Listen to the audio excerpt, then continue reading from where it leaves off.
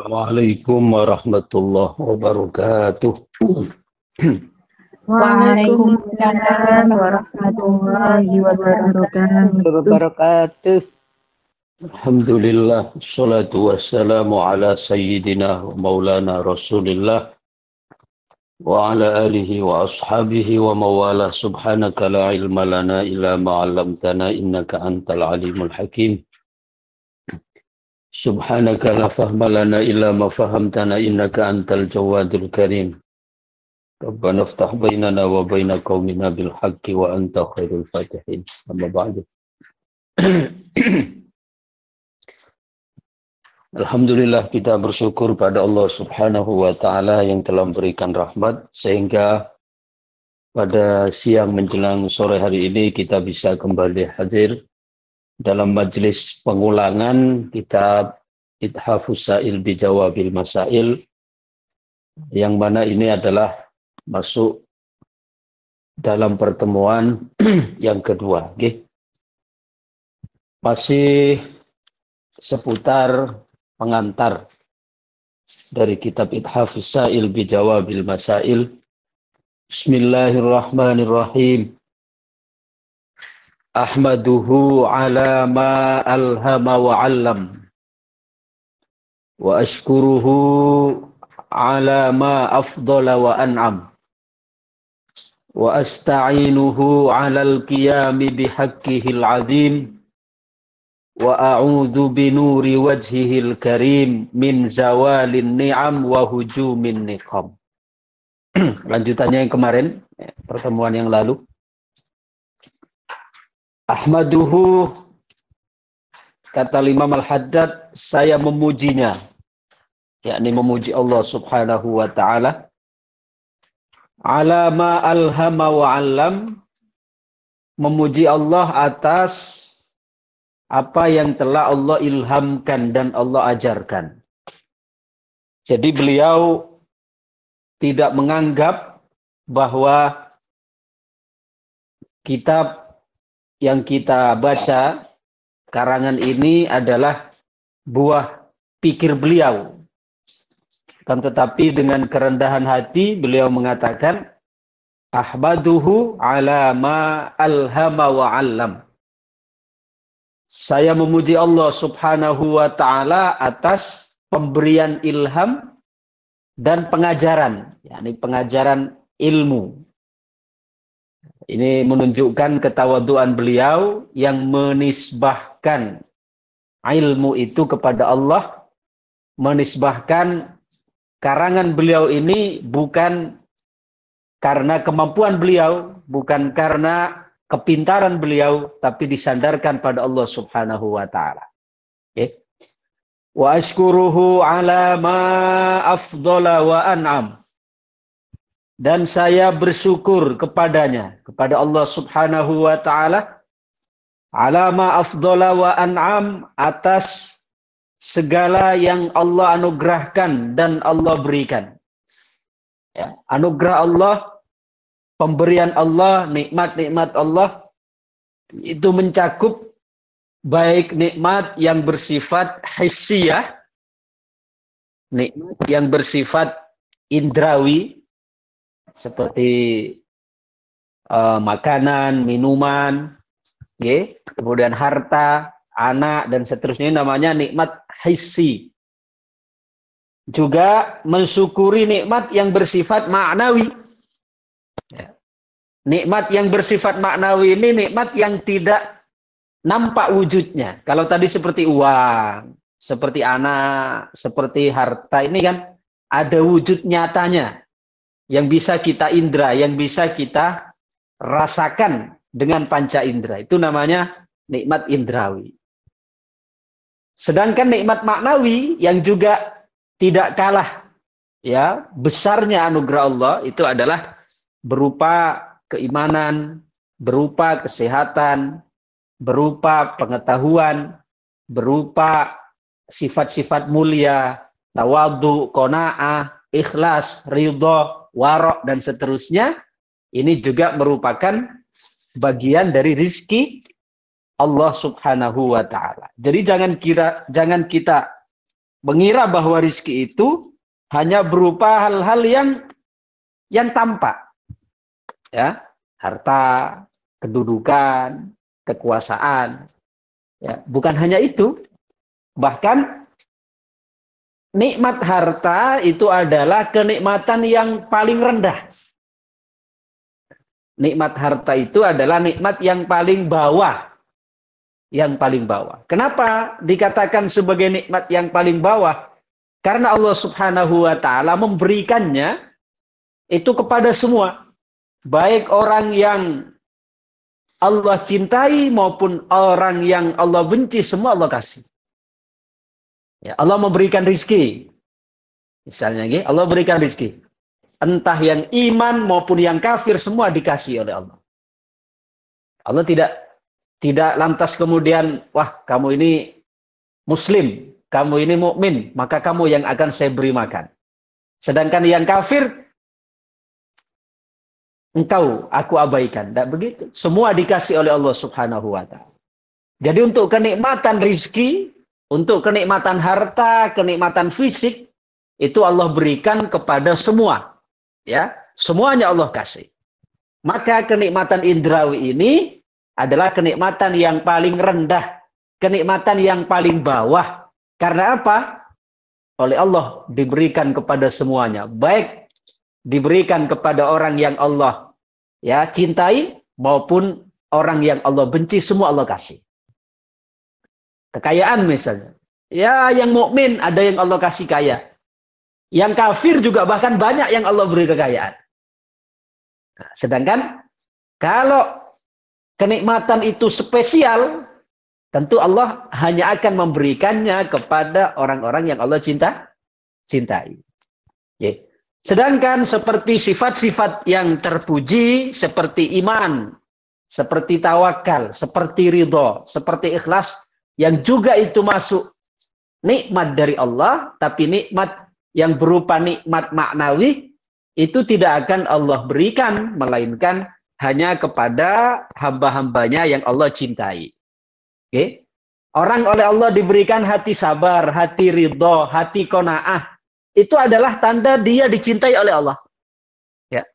Karena tidak mungkin Allah akan memberikan sifat-sifat mulia itu kepada orang yang dibenci. Apa ada orang kafir oleh Allah diberikan dalam hatinya qanaah, sabar, ikhlas, ridho? Tidak diberikan.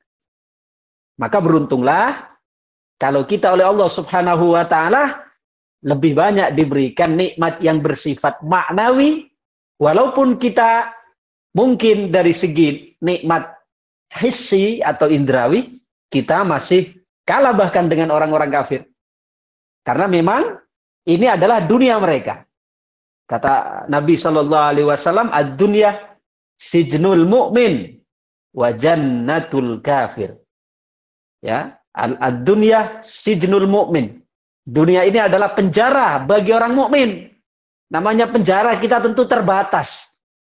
Ruang geraknya dibatasi. Okay? Tidak ada kebebasan di sana. Karena namanya penjara, sijnul mu'min. Wa jannatul kafir. Dan menjadi surga bagi orang-orang kafir. Maka orang kafir, ya dia dipuaskan oleh Allah. Bahkan terkadang, ya kita bisa lihat saja hari ini, yang menguasai semisal perekonomian dunia, kemudian teknologi informasi, itu orang muslim atau orang kafir? Orang kafir. Ya. Orang-orang barat, Amerika, coba, yang notabene mereka adalah orang kafir. Ya. Yang menguasai perputaran ekonomi dunia, kemudian menguasai teknologi, menguasai industri dan seterusnya. Itu adalah justru orang-orang kafir. Ya, tapi itulah karena memang dunia ini sebagai dunia mereka, sebagai surga bagi mereka. Maka kita jangan berkecil hati kalau kita di dunia ini oleh Allah Subhanahu wa Ta'ala dihadapkan pada hal-hal yang tidak selamanya sesuai dengan apa yang kita inginkan, tidak selamanya selaras dengan apa yang kita harapkan. Karena memang ini bukan tempat untuk kita bersenang-senang. Ya. Bukan tempat kita untuk ya berleha-leha, bukan tempat kita untuk bersantai-santai. Ya, namanya saja penjara. Ad-dunya sijnul mu'min wa jannatul al-kafir. Wa asta'inuhu. Lanjutannya. Wa asta'inuhu 'alal qiyami bihaqqihil 'azim. Dan saya mohon pertolongan kepadanya, kepada Allah. Kita minta tolong pada Allah. Minta tolong atas apa? 'Alal qiyami bihaqqihil 'azim. Atas atau untuk menunaikan hak-haknya yang agung. Allah memiliki hak yang harus kita tunaikan, yaitu hak untuk disembah, hak untuk diibadahi. Walaupun ketika kita menyembah Allah, walaupun ketika kita beribadah pada Allah, maslahat yang didapatkan dalam penyembahan, dalam peribadatan kita itu tidak kembali pada Allah. Tapi kembali kepada siapa? Kembali kepada kita. Ya, jadi bukan Allah minta disembah, Allah minta diibadahi karena itu akan menambah ya kebesaran Allah, enggak. Bahkan kalaupun seluruh makhluk di langit di bumi tidak ada satupun yang beribadah pada Allah, sama sekali tidak akan menambah, sama sekali tidak akan mengurangi kebesaran Allah Subhanahu wa taala. Tidak akan sedikit pun mengurangi keagungan Allah Subhanahu wa taala. Begitu pula sebaliknya, walaupun seluruh makhluk ya fis samawati wal ard, baik yang di langit maupun di bumi, semuanya menyembah Allah, juga sama sekali tidak akan menambah secuil pun dari kerajaan Allah Subhanahu wa taala. Jadi Allah Subhanahu wa taala kalaupun dia punya hak untuk kita sembah, tapi bukan berarti Allah Subhanahu wa taala butuh terhadap ya ibadah kita, butuh terhadap sembahan kita. Tapi kitalah yang butuh dengan itu. Oke. Wa a'udzu binuri wajhihil karim. Dan saya berlindung dengan cahaya wajah yang mulia, dengan cahaya zat yang mulia, yakni Allah Subhanahu wa taala. Berlindung dari apa? Min zawalin ni'am. Berlindung dari hilangnya nikmat-nikmat. Ya. Nikmat-nikmat itu baik yang bersifat hissiyah maupun yang ma'nawiyah. Karena kita tidak ikut punya, maka sewaktu-waktu bisa Allah ambil. Sewaktu-waktu bisa Allah cabut. Salah satu contoh yang nikmat hissiyah saja. Nikmat materi, walaupun kita menguasai, walaupun kita punya tanah misalnya puluhan bahkan ratusan hektar dengan sertifikat yang ada di tangan kita, namun ya bahkan masih di dunia ini masih bisa bahkan diperebutkan oleh ahli waris, diperebutkan oleh orang lain. Ya, artinya dalam urusan di dunia saja kita sudah tidak menguasai sepenuhnya. Ya, kita tidak menguasai sepenuhnya. Apalagi kalau kita dihadapkan dengan kekuasaan Allah Subhanahu wa taala, maka kita semakin tidak memiliki daya dan kekuatan apapun. Maka kita di sini meminta perlindungan kepada Allah dari hilangnya kenikmatan-kenikmatan itu, baik ya kenikmatan yang bersifat hissi, kalau tadi adalah yang saya contohkan nikmat yang bersifat hissi, nikmat yang bersifat materi, juga kita minta perlindungan kepada Allah dari hilangnya nikmat yang bersifat maknawi. Na'udzubillah. Ini adalah merupakan kerugian yang tambah besar. Seperti contoh ketika kita ada orang yang semula beriman kemudian murtad. Wah, ini adalah kerugian yang sangat besar, bahkan melebihi dari kerugian kehilangan ya seluruh dunia yang dia miliki. Kenapa?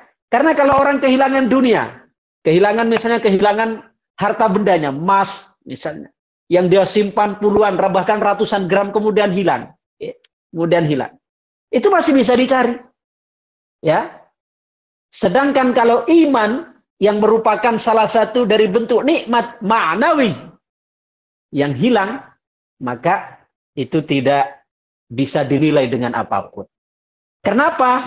Karena ketika keimanan yang hilang, maka akan terancam dia finnari khalidina fiha abada. Terancam berada dalam neraka selama-lamanya. Maka justru kalau kita bandingkan antara kerugian kehilangan nikmat yang bersifat hissi dengan kerugian kehilangan nikmat yang bersifat maknawi, itu jauh masih lebih besar kerugian kehilangan nikmat yang bersifat maknawi. Wa hujumin niqam. Dan saya juga berlindung kepada Allah dari serangan siksa. Ya, serangan siksa. Baik siksa di akhirat maupun siksa di dunia. Ya. Kalau siksa di akhirat adalah di neraka, sedangkan siksa di dunia apa? Siksa di dunia sebenarnya yang paling prinsip bukan penderitaan kita. Karena kita di dunia ini menemukan dengan hal-hal yang tidak sesuai dengan harapan, bukan. Tapi bentuk siksaan yang paling real di dalam kehidupan dunia ini, yang sudah menjelma menjadi neraka kita di dunia ini adalah apa? Tidak adanya sikap ridho, penerimaan terhadap apa yang menjadi ketetapan Allah. Itu yang menjadi neraka kita di dunia. Coba kalau ketika hati kita ada resistensi, ada penolakan terhadap apa yang menjadi ketentuan Allah, maka kita akan tersiksa berlipat-lipat. Contoh sekarang, ada orang sakit. Beda tentunya respon orang yang sakit kemudian ridho, dan orang yang sakit tetapi responnya ngersulo. Ya. Ada orang sakit responnya yang pertama ridho, yang kedua ada orang sakit responnya ngersulo. Itu secara kedamaian batin jauh sekali perbedaannya. Walaupun secara fisik sama-sama sakit loh, gitu. Walaupun secara fisik sama-sama mengalami ujian yang sama. Si A diuji oleh Allah, ya, usahanya bangkrut. Yang B juga diuji oleh Allah, usahanya bangkrut. Sama-sama ini bentuk kerugian fisiknya sama, yaitu usahanya sama-sama bangkrut. Akan tetapi secara keadaan batin itu jauh berbeda antara yang menerima dengan hati ridho dengan yang menerima dengan hati ngersulo. Itu akan sangat jauh perbedaannya. Contoh tadi yang sakit, ya, sama-sama diuji sakit oleh Allah. Yang satu diuji sakit ridho, walaupun dia fisiknya sakit, akan tetapi hatinya dia menemukan kedamaian. Hatinya menemukan kedamaian. Sakit yang dibarengi ridho bukan berarti tidak berobat, loh, ya. Karena ridho dengan tidak berobat itu sama sekali tidak ada hubungannya. Bukan berarti dia ridho tidak berobat, bukan. Ridho dalam arti kita ini tidak mempermasalahkan, tidak mempertanyakan, tidak menolak, tidak memberontak, tidak mempertanyakan kenapa ya Allah engkau saya uji seperti ini. Betul. Adapun kita berobat itu adalah bentuk perintah juga dari Allah untuk berusaha. Ya. Sedangkan kita tahu bahwa yang namanya usaha itu hanya merupakan bentuk penunaian terhadap perintah Allah Subhanahu wa taala. Karena di dalamnya bernilai ibadah. Ya. Bukan berarti usaha itu yang kemudian menentukan hasil, boten. Ya. Bukan usaha yang menentukan hasil, boten. Karena ketika kita terpantik di dalam hati bahwasanya usaha kita yang menghasilkan, nah, itu kita sebenarnya telah terinfeksi oleh apa? Oleh virus syirik asghar. Ya, kita telah terinfeksi oleh virus syirik asghar. Apa syirik asghar? Syirik asghar itu syirik kecil. Kalau syirik besar, umat Islam sudah selamat, sudah dijamin oleh Nabi. Untuk menyembah berhala sudah tidak ada, nih. Tapi kalau syirik asghar, nah ini yang banyak terjadi. Apa syirik asghar? Riya. Apa syirik asghar? kita menganggap bahwasanya kita ini ya berhasil karena usaha kita, karena upaya kita, karena kepintaran kita, karena jeripaya kita. Lah ini bibit-bibit dari kesyirikan juga. Ya, dan itu reaksinya jauh lebih halus. Oke? Karena terkadang kita ini tidak menyadari. Kan banyak kita merasa, oh, saya berhasil ini karena usaha saya begini. Padahal sebenarnya usaha itu hanya merupakan bentuk melaksanakan perintah. Allah perintahkan kita, ya, wamshu fi manakibiha wa kulu min rizqi. Berjalanlah, berusahalah. Itu perintah Allah. Maka kita melaksanakan perintah itu. Karena di balik menjalankan perintah usaha itu ada nilai ibadahnya. Adapun hasil, itu Allah yang menentukan. Bukan usaha kita. Tapi Allah subhanahu wa ta'ala. Coba seandainya memang usaha yang memberikan kesan. Okay. Ada orang sekarang datang ke dokter.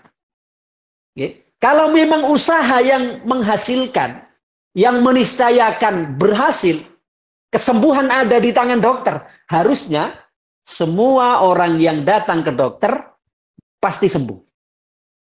Okay. Harusnya semua orang yang ke dokter sembuh 100%. Tapi faktanya apa demikian? Boten. Ada orang datang ke dokter sembuh, ada orang datang ke dokter tambah parah, ada orang datang ke dokter mati, ada. Ya, coba, berarti siapa yang memberikan kesembuhan itu? Dokter? Lah, yang memberikan kesembuhan itu Allah subhanahu wa ta'ala. Jadi kita sakit, datang ke dokter, itu sebenarnya merupakan bentuk ibadah kita karena Allah merintahkan untuk berusaha. Itu salah satu contoh dalam pengobatan. Kemudian dalam pekerjaan. Kalau memang yang memberikan hasil, yang menentukan hasil itu usaha kita, ya, harusnya semua orang yang berusaha itu berhasil. Semua orang yang bekerja harusnya sukses. Ya. Tapi apakah faktanya begitu? Boten. Ya. Ada orang berusaha sukses, ada orang berusaha tambah gagal, ada.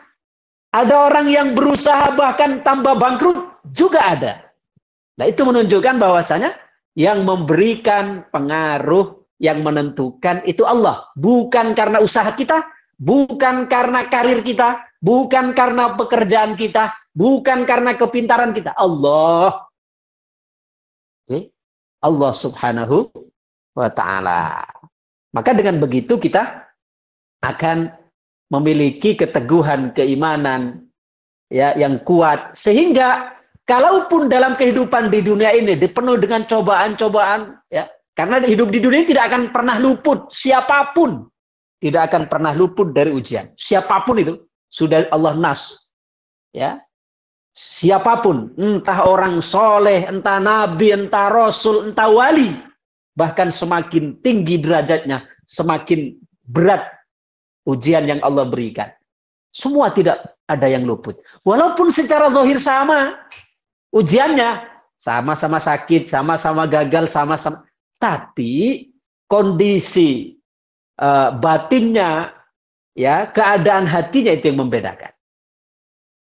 Maka kalau kita tidak menerima, tidak ridho dalam hati, itulah yang akan menjelma sebagai neraka dunia bagi kita. Akan menjelma menjadi neraka dunia bagi kita sebagai sumber penderitaan.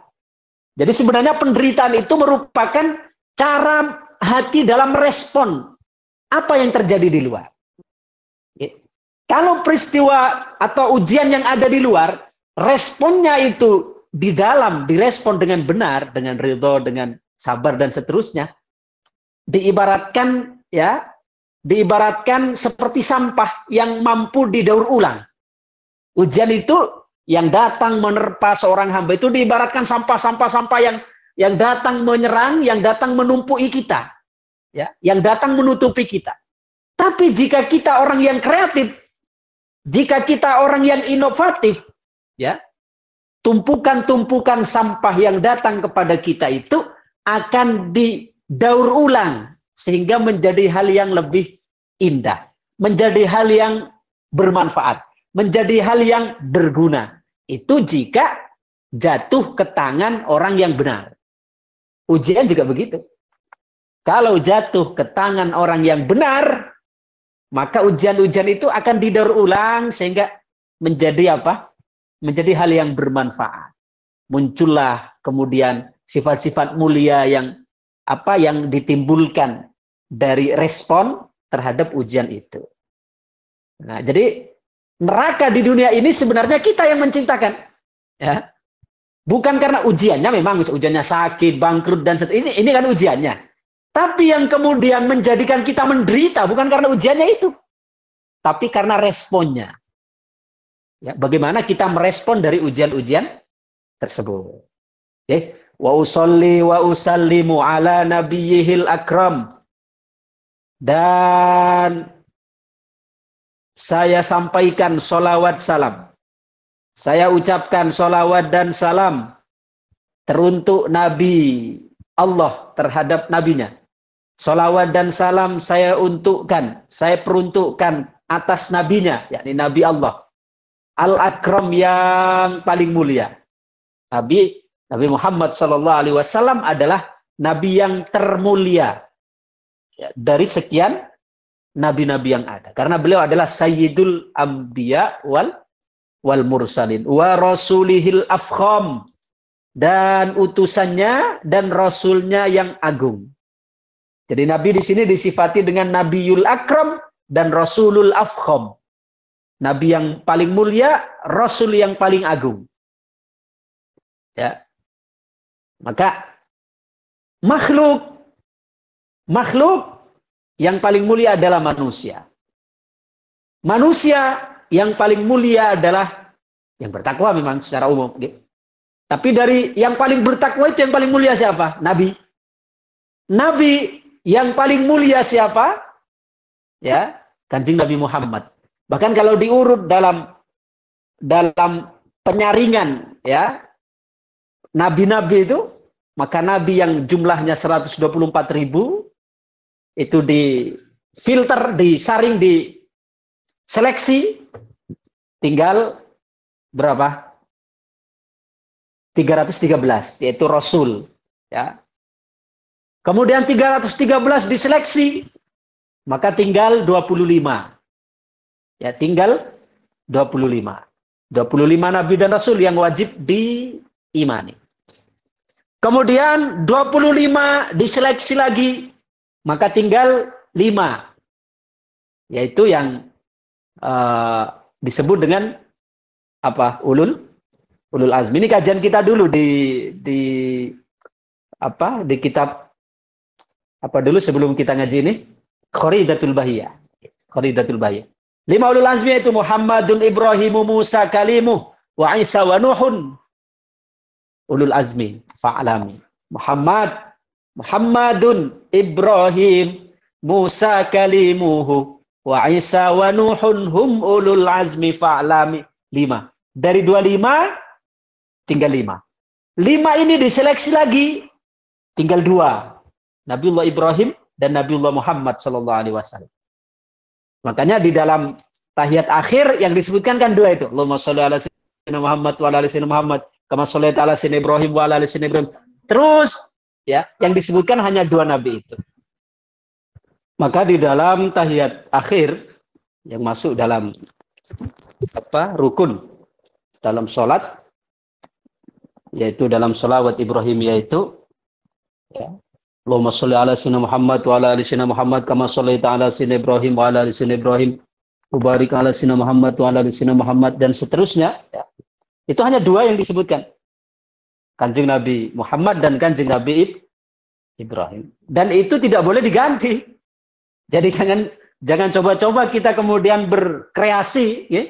Wah, ini kan hanya nama Nabi saja. Bosan kalau saya setiap hari baca, ya, Muhammad Ibrahim, tak ganti sekali-kali Muhammad dengan Musa. Allahumma sholli ala Muhammad wa ala ali Muhammad kama shallaita ala sayyidina Musa wa ala ali sayyidina Musa. Tidak boleh. Itu sudah pakem yang wajib untuk kita taati aturan mereka. Itu tadi konsepnya, nggih.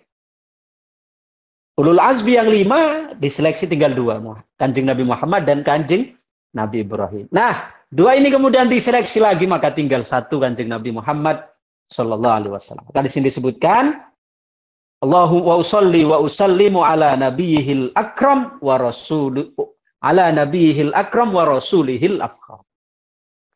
Ya.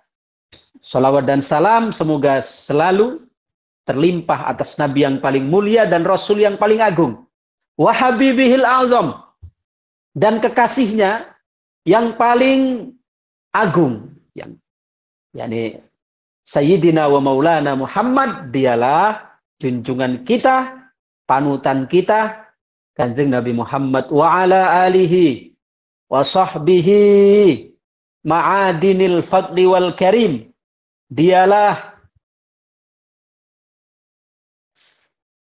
ya, wa ala alihi wa sahbihi ma'adinil fadli wal karam wa yanabi'il ilmi wal hikam majara qalamun wa nasabu ilm. Semoga juga terlimpah atas keluarga sahabat yang menjadi ya simpanan keutamaan dan kemuliaan. Jadi para sahabat dan keluarga Nabi itu adalah orang-orang yang memiliki keutamaan. Orang-orang yang memiliki keutamaan dan kemuliaan. Makanya Kanjeng Nabi menyampaikan, hendaklah kalian hati-hati dengan sahabatku. Ya. Karena walaupun kalian menginfakkan Gunung Uhud sebagai emas, ya, panjenengan yang pernah haji atau yang pernah umrah bisa lihat seperti apa besarnya Gunung Uhud itu. Seperti apa besarnya Gunung Uhud yang mengelilingi kota Madinah. Tapi kata Nabi, walaupun kalian menginfakkan emas sebesar Gunung Uhud, maka itu tidak ada, ya, tidak ada artinya. Artinya tidak sebanding dengan ujung kuku kebaikan yang dilakukan oleh sahabat. Itu menunjukkan karena mereka mendapatkan ya kemuliaan yang agung, terutama kemuliaan yang tidak tertandingi oleh apapun, yaitu kemuliaan mereka bertemu langsung dengan Rasulullah SAW. Kemuliaan menatap langsung wajah mulia Rasul. Kemuliaan ya mendengar langsung dari sabda-sabdanya Rasul. Hidup sezaman dengan sabda-sabdanya Rasul, itu yang menjadikan mereka spesial, yang tidak akan tertandingi oleh siapapun. Itu para sahabat dan keluarga beliau. Ya. Maka kita tidak boleh menghina siapapun, baik dari keluarga Nabi maupun dari sahabat Nabi. Tidak boleh kita dengan alasan membela sahabat Nabi kemudian menghina keluarga Nabi. Ya. Salah satu contoh, ada orang yang mengagungkan keluarga Nabi, tapi menghina sahabat Nabi. Mengagungkan keluarga Nabi, tapi menghina sahabat Nabi. Di antaranya adalah kalangan Syiah. Tentu tidak semua Syiah. Terutama Syiah, yaitu Syiah Ghulat. Ya, itu yang sudah jauh menyimpang. Bahkan ajaran-ajarannya itu sudah keluar dari lingkaran keimanan. Itu untuk Syiah Ghulat. Adapun karena di dalam Syiah sendiri ya macam-macam, bahkan juga ada Syiah yang mu'tadil. Juga masih ada Syiah yang apa mu'tadil itu? Yang moderat. Seperti Syiah Zaidiyah, itu mu'tadil, moderat. Jadi ajaran-ajarannya tidak menyimpang dari prinsip-prinsip dasar di dalam agama ini. Tapi kalau sampai seperti mengatakan sebenarnya malaikat Jibril itu turun membawa wahyu diturunkan kepada Nabi Muhammad, itu keliru. Karena sebenarnya wahyu itu diturunkan kepada Sayyidina Ali. Nah, itu sudah ajaran Syiah yang sangat-sangat menyimpang. Ya. yang sudah mengandung kekufuran. Kalau sampai seperti itu. Ya.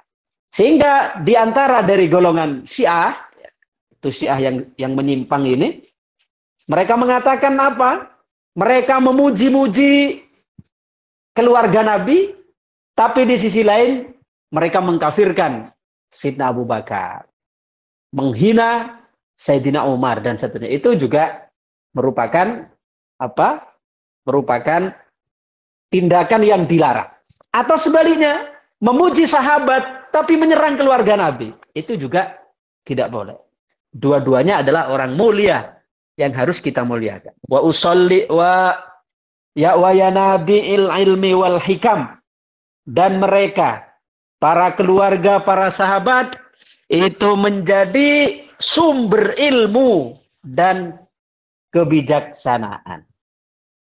Mereka menjadi sumber ilmu karena mereka sebagai penyambung lidah Rasul Shallallahu Alaihi Wasallam, karena keluarga dan sahabat itu yang mereka bertemu langsung dengan Nabi. Semisal contoh dalam masalah hukum fikih dari keluarga Nabi, misalnya Sayyidah Aisyah, maka Sayyidah Aisyah beliau dinikah oleh Nabi sejak usia masih sangat-sangat belia. Masih usia sangat-sangat belia. Sehingga orang-orang orientalis, orang-orang barat sering menyerang, sering mengatakan bahwa Muhammad adalah orang yang hiperseks. A'udzubillah. Sampai dia menikahi seorang anak kecil, Sayyidah Aisyah kan, waktu dinikahi oleh Nabi kan beliau masih usia berapa? 5 atau 6 tahun. 5 atau 6 tahun begitu beliau yang dinikahi oleh Nabi. Sehingga menurut mereka, orang-orang orientalis, Muhammad ini hiperseks. Masa sampai anak kecil dinikahi? Padahal mereka tidak tahu sebenarnya bi'ah yang terbentuk, di mana Sayyidah Aisyah terbentuk, itu telah menjadikan Sayyidah Aisyah itu, beliau walaupun di usia yang sangat belia, tapi sudah mampu menyerap nilai-nilai yang mulia. Yang pertama. Yang kedua, Kanjeng Nabi itu tidak pernah beliau berbuat sesuatu dengan nafsu. Kanjeng Nabi itu menikah dengan Siti Aisyah berdasarkan perintah Allah, yang mana Allah Subhanahu wa taala ingin mempersiapkan kepada Nabi seorang perempuan yang khusus ini untuk menerima ilmu-ilmu Kanjeng Nabi, terutama berkaitan dengan pemahaman fiqhul mar'ah, berkaitan dengan fikih wanita.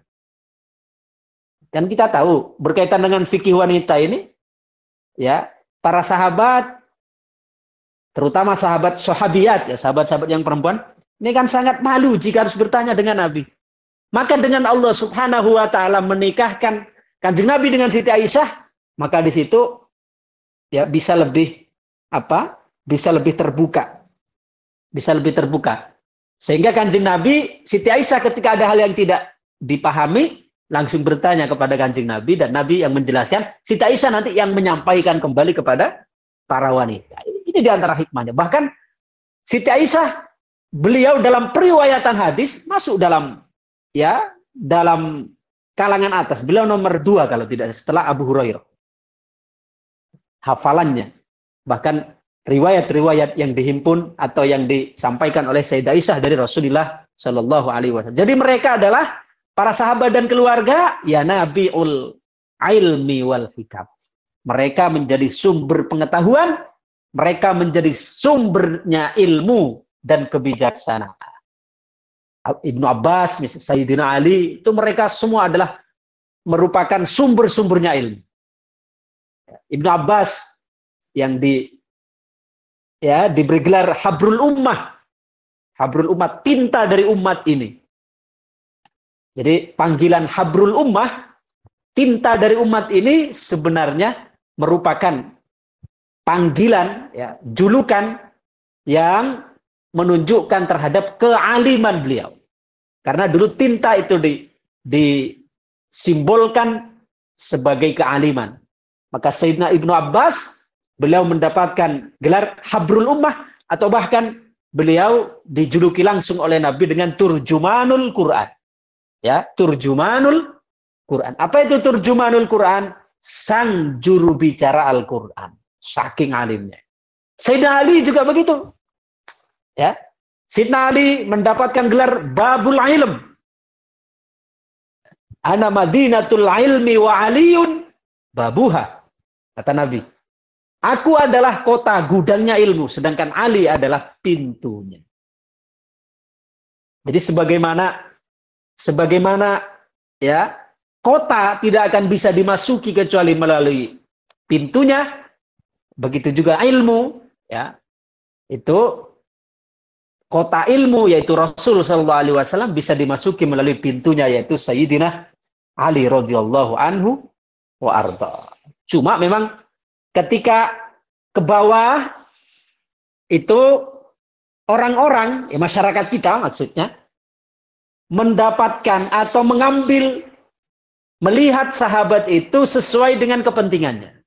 Ya memang mereka memiliki keahlian yang berbeda-beda. Seperti contoh Sayyidina Ali. Beliau kalau dalam ranah ulama, maka yang diunggulkan adalah dari sisi keilmuannya. Jadi Sayyidina Ali misalnya di Fatihai, ya dari segi keilmuannya, dari segi kealimannya, dari segi kefakihannya, dari segi kejeniusannya. Tapi coba beda ceritanya kalau yang memandang itu adalah dari kalangan, ya dalam kalangan perguruan silat. Ya walaupun sama-sama kirim Fatihah kepada Sayyidina Ali, tapi yang diambil dari Sayyidina Ali kan jurus-jurusnya. Kekuatan-kekuatan apa? Kekuatan-kekuatan supranaturalnya dan seterusnya. Jadi masing-masing mengambil bagian sesuai dengan dunianya. Nggih. Majara qalamun wa nasaba ilm. Selama ya kolam mengalir, pena menulis dan ilmu berdiri tegak. Amma ba'du. Jadi kita dua kali pertemuan ini baru sampai amma ba'du nih, ya. Dari kemarin Kamis kemarin dengan sejak tadi ini kita baru amma ba'du. Amma ba'du, ya ini bisa kita baca amma ba'du. Ya. Amma ba'du. Apa maksudnya amma ba'du? Amma ba'du itu ya adapun setelahnya. Setelahnya apa maksudnya? Kita ya sering dalam pidato MC, kemudian sebagai protokol dan seterusnya. Ini kan pasti kita pakai ini amma ba'du. Apa maksudnya amma ba'du? Adapun setelahnya. Setelah apa? Yakni setelah basmalah, hamdalah, sholawat salam atas Rasulillah. Adapun setelahnya baru masuk kepada apa yang ingin diungkapkan. Itu maknanya amma ba'du. Amma ba'du itu bisa amma ba'du yang kalau diwakaf jadi amma ba'd. Atau bisa juga ya amma ba'dah. Jadi bisa amma ba'du, bisa amma ba'dah. Kalau amma ba'du ya itu dalnya di dhammah. Amma ba'du. Ya, tapi kalau diwakaf amma ba'd. Kalau amma ba'dah setelah ha, dalnya itu di fathah, tapi di belakang ada haknya lagi. Amma ba'dahu asalnya. Ya, kalau diwakaf jadi amma ba'dah. Jadi sama benarnya. Kita bisa amma ba'du bisa, amma ba'dahu juga bisa. Faqad talaba minni asy-syaikhuz zakiyyu dzul fahmi dzaki Abdurrahman ibnu Abdillah Abbad telah meminta kepadaku seorang guru yang cerdas, yang memiliki pemahaman yang tajam, yaitu Abdurrahman bin Abdullah Abbad. Jawaban ala iddati masail. Beliau meminta kepada saya supaya saya berkenan untuk menjawab beberapa persoalan. Asbataha, asbat, ya.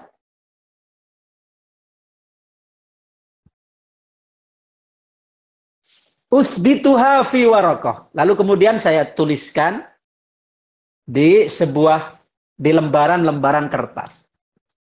Wa dakhala biha ilayya wa dzaka bi madinati Syabbam Dia datang kepada saya, asbataha fi waraqah, mohon maaf, yang mana pertanyaan, permohonan dari Syekh Zaki Abdurrahman bin Abdullah Ba'abbad ini yang meminta kepada Said Abdullah bin Alwi Al-Haddad untuk menjawab beberapa persoalan, itu dikirim, ya, ditulis dalam lembaran-lembaran kertas, lalu diserahkan kepada beliau, tepatnya pada waktu berada di Madinati Syabbam, ketika berada di kota Syabbam.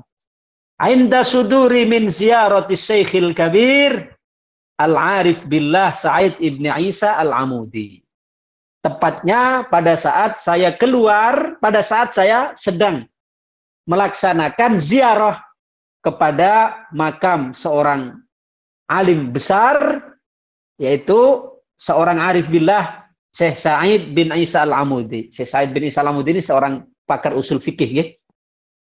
Waman bitilkan nawahi min ibadillahi sholihin, dan juga menziarahi makam-makam orang soleh di sekitar makamnya Syekh Sa'id bin Abdul Al-Amudi itu. Al-ahya'i minhum wal mayyitin. Bahkan saya mengunjungi mereka, ziarah kepada mereka, baik terhadap mereka yang sudah meninggal, yang dimakamkan di situ, ada orang-orang alim yang hidup di sekeliling itu. Fawa'atuhu bil jawab. Lalu saya menjanjikan untuk membuat jawaban. Lamma ra'aitu alaihi. Ketika saya melihat, ya, min lawaihir raghbah. Ketika saya menyaksikan semangat atau cintanya beliau fi ma'rifatil haq, di dalam mengenali kebenaran. Wa syammamtu minhu rawaihal as-sidq, dan saya mencium aroma dari pertanyaan beliau itu, ya, mencium aroma-aroma kejujuran. Artinya betul-betul untuk mendapatkan faidah. Waqad hana hina injazil wa'di bihaulillahi wa quwwatihi wa ikrami wafdi as'ilatihi la'iqah bikiral ajubatir ra'iqah. Maka, ya, saya tunaikan janji itu, lalu saya tuliskan jawaban-jawaban yang sesuai. Wa ara'an awrada muqaddimatan baina yadail kalam 'alal masail yakunu fiha tabsiratan wa inasun lisail. Ya, kemudian saya mulai menulis muqaddimah di beberapa permasalahan, ya.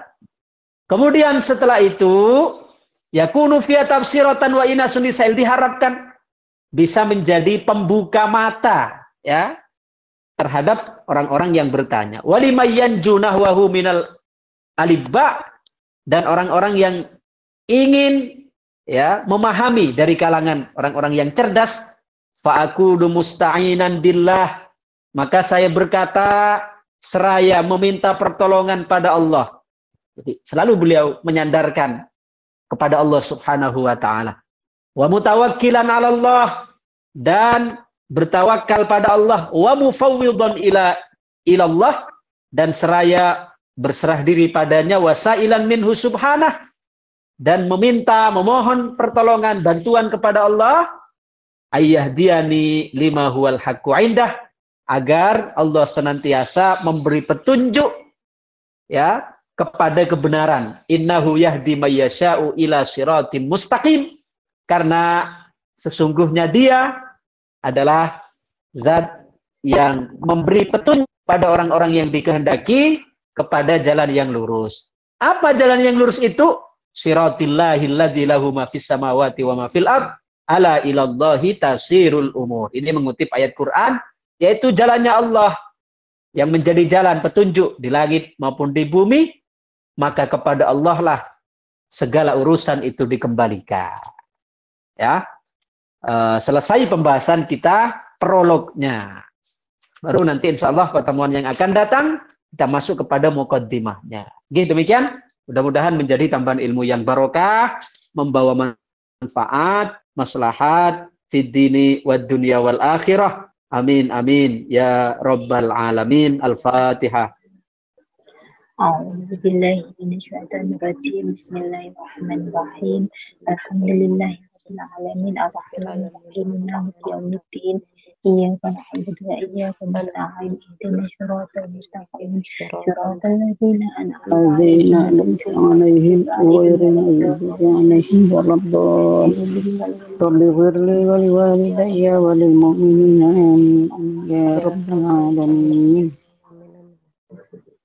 اللهم صل وسلم وبارك على سيدنا محمد وعلى آله وصحبه أجمعين. الحمد لله رب العالمين.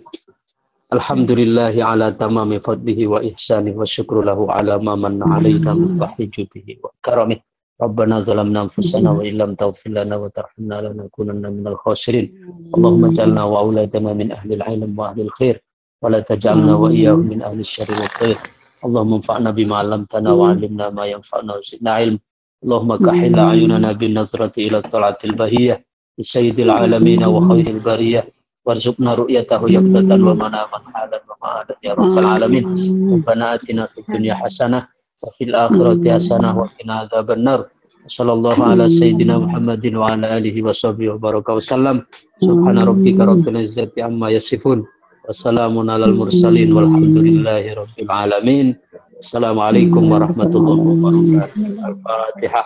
Waalaikumsalam warahmatullahi wabarakatuh. A'udzu billahi minasyaitonir rajim. Bismillahirrahmanirrahim. Alhamdulillahi rabbil alamin arrahmanir rahim maliki yaumiddin. Iyyaka na'budu wa iyyaka nasta'in. Ihdinas siratal mustaqim. Siratal ladzina an'amta 'alaihim ghairil maghdubi 'alaihim waladdallin. Rabbi ighfir li wa liwalidayya wa lil mu'minina amin ya rabbal alamin.